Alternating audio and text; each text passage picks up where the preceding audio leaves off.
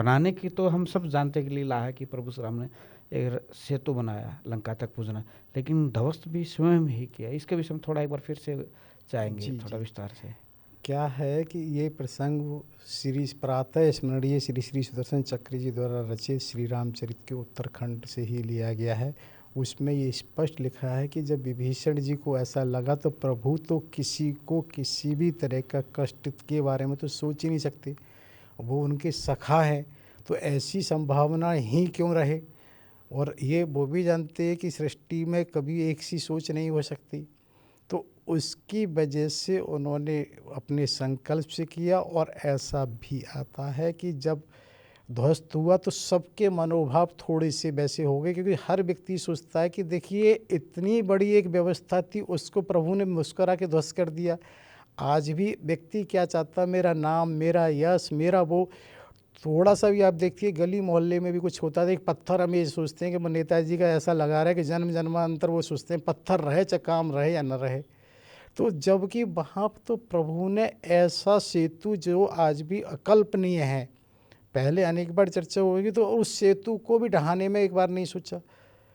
तो उसके बाद फिर सब पुष्पकारूढ़ हो जाते हैं, एक तरह से पुष्पक पर ही आरूढ़ होते हैं। और जब होते हैं तो ऊपर से वहाँ पर प्रभु ही स्वयं थोड़ा सा फिर चर्चा को बदलते हैं।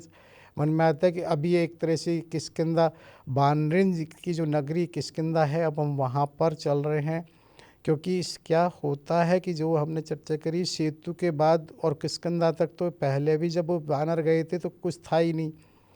तो वहाँ अब सीधी चर्चा की वैसा आती है कि वो जाते हैं तो ये कहते हैं वानरेंद्र की, तो माता जानकी प्रभु से ये कहती हैं, तो क्या हम ऐसा कर सकते हैं कि जो इनकी वानरेंद्र की पत्नियां हैं उनसे मिलना हो जाए और उनको साथ ले जाने की अनुमति हो सकती है। तो प्रभु उसको ध्यान में रखते हुए वो विमान नीचे उतरता है, उनसे कहते हैं, और वानरेंद्र सुग्रीव से ये कहते हैं क्योंकि मैं नगर में जा नहीं सकता, और एक तरह से जानकी और लक्ष्मण जी समय अभाव के ना अवकाश न होने के कारण वो भी नहीं जा पाएंगे, तो तुम ही शीघ्र एक तरह से मिलाओ और हुआ। तो क्या होता है उसी समय हनुमान जी प्रभु से कहते हैं, क्या मुझे अगर आज्ञा हो तो मैं अपने माता के दर्शन करने चला जाऊं। तो प्रभु तुरंत कहते हैं, हाँ हाँ हाँ, तुम्हें जाना चाहिए, और तुम इसलिए भी चले जाओ तो कुछ समय तो पुत्र को और माता को एकांत का मिलना ही चाहिए। वैसे उन पूज्या का दर्शन हम भी जरूर करेंगे। तो वो एक तरह से हनुमान जी वहाँ से चले जाते हैं। और क्या होता है कि जो वानरेंद्र हैं, तारा, रोमा और अन्य के साथ वो वहाँ आते हैं और सबका एक तरह से स्वागत सत्कार वहाँ करते हैं। और वहाँ स्वागत सत्कार करते हैं तो तारा उनसे कहती है कि दासी एक तरह से इस योग्य नहीं है कि वहाँ उसकी नगरी में पदार्पण हो सके। माता जानकी जी से कहती हैं, वो कहती हैं, नहीं आप तो देखो वानरेंद्र तो अपने ही हैं, लेकिन अब आप तो समझते हो कि प्रभु को कितनी आतुरता हो रही है वहाँ जाने की, तो आप समय को इस तरह से समझ सकती हो। तो वहाँ पर क्या होता है कि एक बार ना मन में तुरंत ये आता है कि अरे देखो यहाँ रोमा और तारा हैं, वहाँ एक तरह से शर्मा और मंदोदरी हैं, कि एक स्वाभाविक सी बात है कि दोनों की स्थितियाँ में कहीं ना कहीं समानता एकदम आती है। क्या है कि एक तरह से तारा और वो मंदोदरी, वो उनके जो हाव भाव हैं वो प्रशासिका के हैं, जैसे आज एडमिनिस्ट्रेटर कहते हैं। जबकि रोमा है और शर्मा है वो एक तरह से घरेलू महिला जैसे होनी चाहिए उस तरह से हैं। और तो उनको वो कहती हैं कि देखिए किस तरह से संजोग है कि दोनों की स्थिति इस तरह से एक हुई है। तो माता जानकी जी इस तरह से कह रही होती हैं, और रोमा से मिलके प्रसन्न विशेष ये होती है कि वो बिल्कुल ऐसे लगती है बच्ची सी, एक तरह से उसके भाव इस तरह से होते हैं।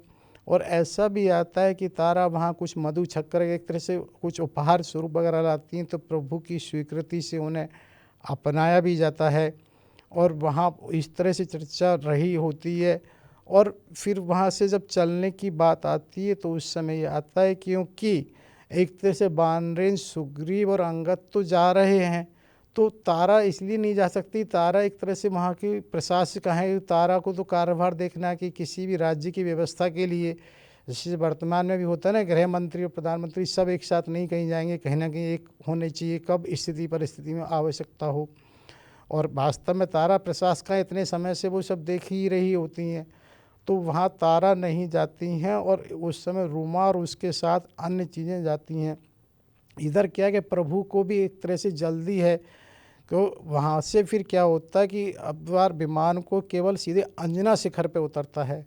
तो वह अंजना शिखर पे होता है, तो क्या होता है कि माता और पुत्र एक तरह से मिलन में हनुमान जी ने जब तक तो ये बताया ही नहीं कि वो प्रभु भी इस तरह से आ रहे हैं, क्योंकि ये वास्तव में जो मिलन है इसको भाव को आज समझना इसलिए बहुत मुश्किल है, क्योंकि वर्तमान में क्या होता है कि हम कम्युनिकेशन सिस्टम इतने हो गए टेलीफोनिक, वो भाव ही पैदा नहीं होता।